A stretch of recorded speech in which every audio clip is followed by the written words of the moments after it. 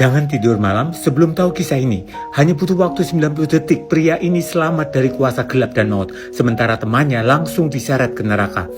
Kisah nyata ini terjadi tahun 1604 di Belgia, melibatkan seorang pemuda bernama Richard. Masa mudanya hancur karena pergaulan bebas, mabuk-mabukan, dan dosa berat. Suatu malam, dia dan sahabatnya pergi ke sebuah rumah maksiat. Tapi di tengah jalan, Richard tiba-tiba merinding. Hati nuraninya berbisik untuk pulang, dan dia pun meninggalkan temannya sendirian di sana. Sampai di kamar, Richard capek sekali dan mau langsung tidur.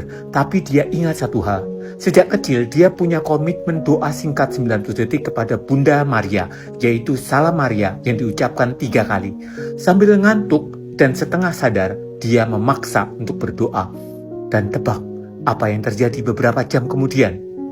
Pintu kamarnya digedor dengan keras. Tiba-tiba sesosok makhluk mengerikan menembus pintu yang terkunci. Badannya hangus terbakar, hancur dan dililit ular.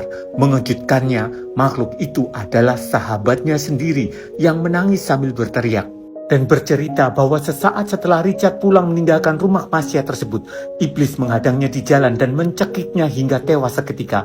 Karena mati dalam kondisi dosa berat tanpa sempat bertobat, jiwanya langsung jatuh ke dasar neraka.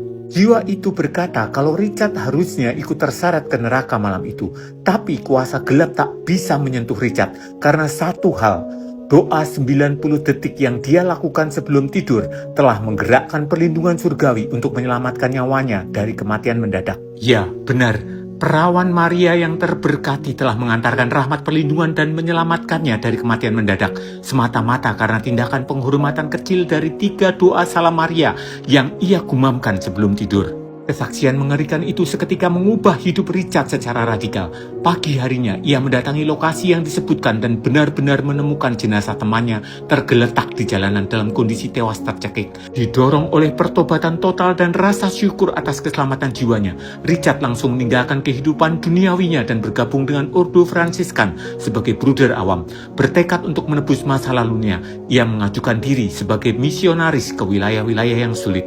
Akhirnya, dia wafat sebagai martir suci di Jepang dan dinyatakan sebagai beato oleh Paus Pius yang ke-9 pada tahun 1867. Sebuah perlindungan surgawi yang besar dari komitmen kecil yang konsisten berdoa 3 kali Salam Maria sebelum tidur membawa Richard selamat dari api neraka.